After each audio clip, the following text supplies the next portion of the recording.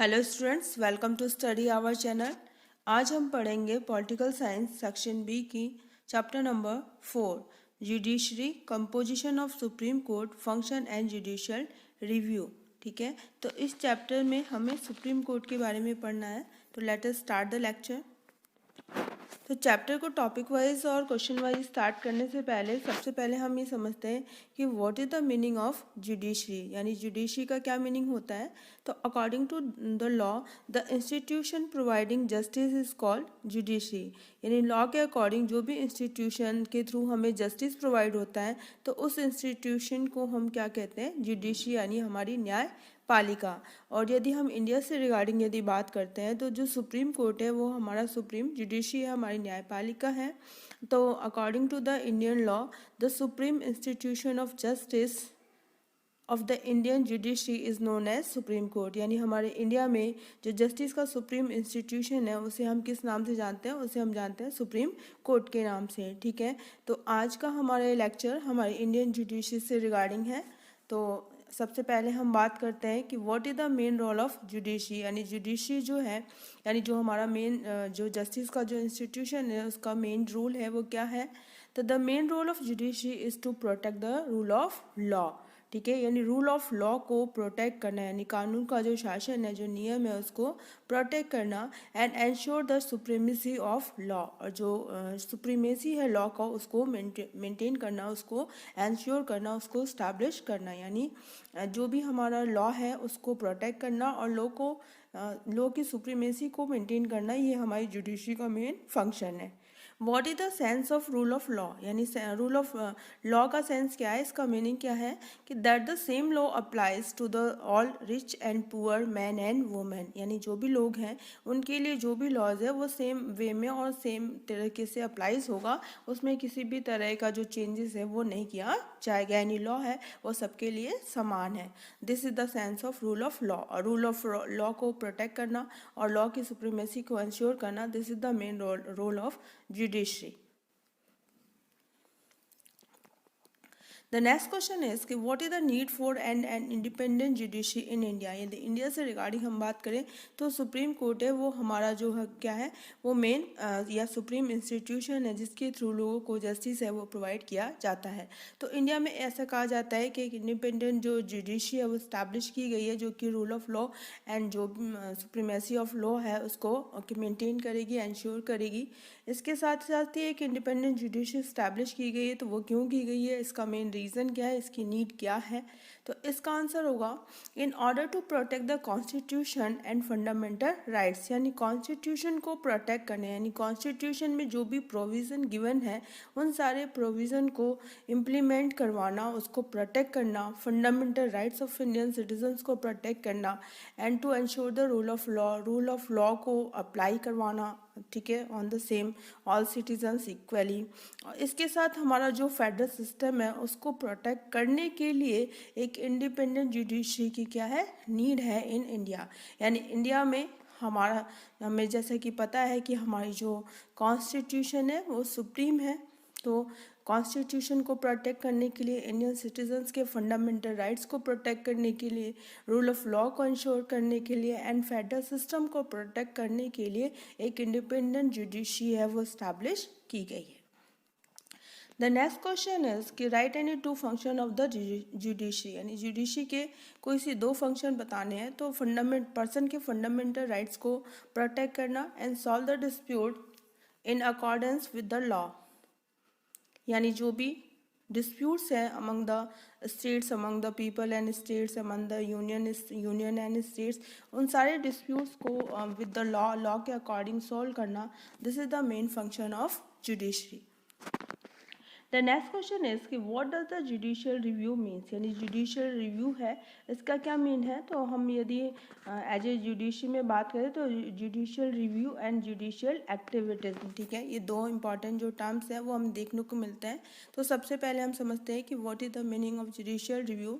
तो judicial review means the power of the judiciary. यानी ये एक जुडिशरी की क्या है, पावर है, through which it can take the validity and constitutionality of the work done by the legislature and the executive. यानी judicial review के through कोई भी जुडिशरी है वो हमारे लेजिस्लेचर और एग्जीक्यूटिव ने जो भी काम किया है उन काम की वैलिडिटी और कॉन्स्टिट्यूशनैलिटी को क्या करती है, चेक करती है। ये देखती है कि लेजिस्लेचर और एग्जीक्यूटिव जो भी काम कर रही है वो अकॉर्डिंग टू कॉन्स्टिट्यूशन के प्रोविज़न के अकॉर्डिंग हो रहा है या नहीं हो रहा है। यानी लेजिस्लेचर और एग्जीक्यूटिव के द्वारा किए गए जो भी काम हैं उन सारे कामों की वैलिडिटी और को वैलिड जो है डिक्लेयर करने का जो पावर है उस जुडिशरी के इस पावर को क्या कहते हैं, जुडिशियल रिव्यू। यानी द नेक्स्ट क्वेश्चन इज कि what can a court do by the medium of writ. तो जैसा कि हम रिट के बारे में जानते हैं कि हमारा जो सुप्रीम कोर्ट है और हाई कोर्ट है, यदि फंडामेंटल राइट्स ऑफ सिटीजन्स का वायलेशन होता है तो उसके बिहाफ पे सुप्रीम कोर्ट और हाई कोर्ट है वो रिट को इशू करते हैं। तो रिट का क्या मीनिंग है, रिट्स के थ्रू एक कोर्ट क्या करता है, तो by the writ the court may order the executive to do or not to do anything. यानी रिट के थ्रू, यानी जो रिट होती है हमारी, जैसे कि हैबिस कॉर्पस, मैंडेमस, ठीक है, प्रोहिबिशन, ये जो 5 टाइप्स ऑफ रिट्स होती हैं उनके थ्रू जो कोर्ट है वो एग्जीक्यूटिव को ये ऑर्डर देती है कि वो उसको क्या करना है या क्या नहीं करना है। The next question is why independent judiciary was establish in India. कि इंडिया में जो इंडिपेंडेंट जुडिशरी है वो स्टैब्लिश की गई है। तो इस क्वेश्चन को हम पहले भी कर चुके हैं कि कॉन्स्टिट्यूशन को प्रोटेक्ट करने के लिए, इंडियन सिटीजन्स के फंडामेंटल राइट्स को प्रोटेक्ट करने के लिए, इसके साथ रूल ऑफ लॉ है वो इंश्योर करने के लिए, और इसके साथ जितने भी यूनियन या स्टेट के बीच में जितने भी टेरिटोरियल जो डिस्प्यूट्स होंगे उन डिस्प्यूट्स को according to the law solve करने के लिए एक इंडिपेंडेंट जुडिशरी है वो इंडिया में स्टैब्लिश की गई है। The next question is how the independence and security to the judiciary has been provided in the Indian Constitution। कि इंडियन कॉन्स्टिट्यूशन में, जैसा कि इससे पहले वाले क्वेश्चन में हमने बात की कि इंडिया में एक इंडिपेंडेंट जुडिशरी स्टैब्लिश क्यों की गई है, उसकी नीड क्या है, तो इस क्वेश्चन में हमें ये बताना है कि किस बिहाफ पे हम कह सकते हैं कि हमारे इंडिया में एक इंडिपेंडेंट एंड सिक्योर जो जुडिशरी है वो स्टैब्लिश की गई है। तो हमारी जो जुडिशरी है उसके कुछ प्रोविजंस ऐसे हैं जिनके थ्रू हम कह सकते हैं कि इंडिया में एक इंडिपेंडेंट एंड सिक्योरिटी जो है जुडिशरी की स्टैब्लिश की गई है। तो इसमें हम बात कर सकते हैं कि जैसे जितने भी हमारे सुप्रीम कोर्ट और हाई कोर्ट के जो जजेस अपॉइंट किए जाते हैं तो उनके अपॉइंटमेंट को किसी भी पॉलिटिकल पार्टी या किसी भी जो इन्फ्लुएंस पर्सनस हैं उनसे दूर रखा गया है। यानी किसी भी पॉलिटिकल पार्टी का इसमें कोई भी इन्वॉल्वमेंट नहीं होता है। इसके साथ ही जो भी पर्सन है वो यदि लॉ का स्पेशलाइज्ड है तो उसे या एज एडवोकेट प्रैक्टिस कर रहा है तो वो एज ए जज अपॉइंट किया जा सकता है।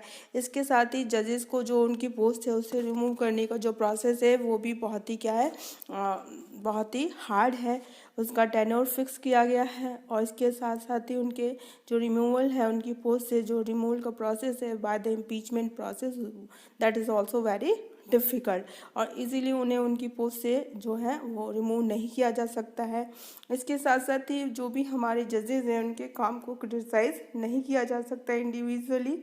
सिर्फ पार्लियामेंट ही है जो उनके बिहेवियर, उनके कंडक्ट को क्रिटिसाइज़ कर सकती है और वो भी तब कर सकती है जबकि इम्पीचमेंट मोशन है वो इन प्रोसेस हो। इसके अलावा यदि सुप्रीम कोर्ट और हाई कोर्ट ने कोई ऑर्डर दिया है उस ऑर्डर में कंटेम्प्ट ऑफ कोर्ट पाया जाता है, यानी कोई भी पर्सन है यदि किसी भी कोर्ट के ऑर्डर को फॉलो नहीं करता है, उसको नहीं मानता है, तो उस बिहाफ पे उस पर्सन को बाय द कोर्ट क्या कर दिया जाता है, पनिश किया जा सकता है।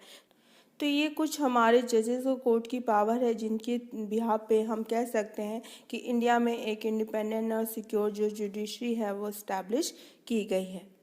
द नेक्स्ट क्वेश्चन इज कि how is the supreme court form, यानी सुप्रीम कोर्ट का फॉर्मेशन कैसे होता है। तो originally the constitution of India and we suggest a supreme court with the chief justice and 7 जजेस। यानी जब ऑरिजिनली कॉन्स्टिट्यूशन बना था, जब 1950 से हमारा जो सुप्रीम कोर्ट है वो फंक्शन कर रहा है, तो उस समय हमारे सुप्रीम कोर्ट में एक चीफ जस्टिस एंड 7 अदर जजेस हुआ करते थे। ठीक है, the number of judges of Supreme Court, the jurisdiction of the Supreme Court, the salary of the judges, and right to decide the terms of services have been given to the Parliament by the Constitution। यानी हमारे जो भी supreme court के जजेस हैं उनका number क्या होगा, नंबर ऑफ जजेस क्या होंगे, उनकी सैलरी क्या होगा, या फिर उनका जो टर्म्स है वो कितना होगा, उनकी सर्विस किस तरह से होगी।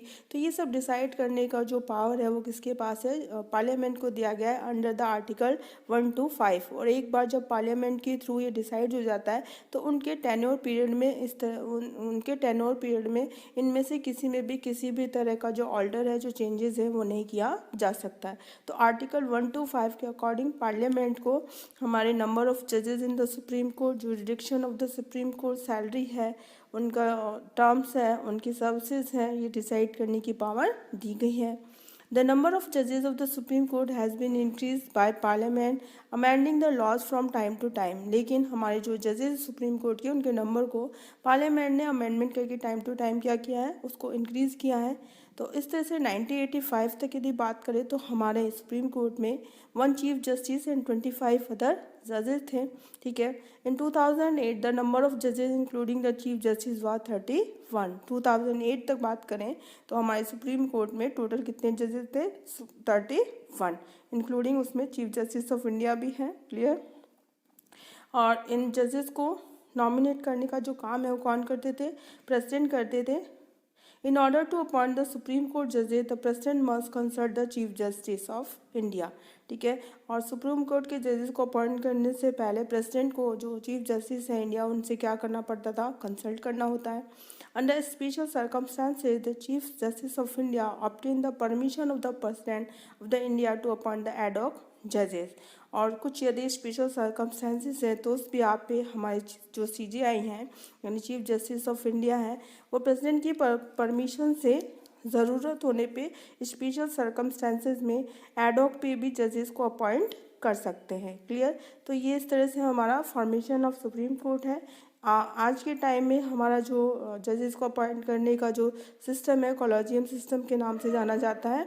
तो उस बिहाफ पे एक सुप्रीम कोर्ट के जजेस को अपॉइंट करने के लिए सुप्रीम कोर्ट कॉलेजियम है वो स्टैब्लिश किया जाता है। उसमें चीफ जस्टिस ऑफ इंडिया यानी CJI और इसके अलावा 4 सीनियर मोस्ट जजेस होते हैं सुप्रीम कोर्ट के। और इनकी जो एडवाइस है वो कहाँ जाती है, प्रेसिडेंट इनकी एडवाइस पे जो जजेस है सुप्रीम कोर्ट को, उनको अपॉइंट करते हैं। तो ये जो सिस्टम है इसको कॉलेजियम सिस्टम के नाम से जाना जाता है। और इस तरह से हमारे जो सुप्रीम कोर्ट है या फिर हाई कोर्ट है उसमें जजेस को अपॉइंट करने के लिए the principle of collective advice है, उसको क्या किया गया है, इस्टेब्लिश किया गया है। स्टूडेंट्स, ये थे आज के हमारे कुछ short topic related to judiciary and supreme court. I hope आपको ये टॉपिक अच्छे से समझ में आएंगे। फिर भी यदि इन टॉपिक से रिगार्डिंग आपकी कोई प्रॉब्लम्स हो, डाउट्स हो, क्वेरीज हो तो कमेंट बॉक्स में कमेंट करके मुझे ज़रूर बताएं। हम पूरा syllabus as soon as possible cover करने की कोशिश कर रहे हैं। And if you like the video please like, share and subscribe and thank you for watching the video. तो मिलते हैं हमारी नेक्स्ट ऑनलाइन क्लास में एक नए वीडियो के साथ। Thank you very much.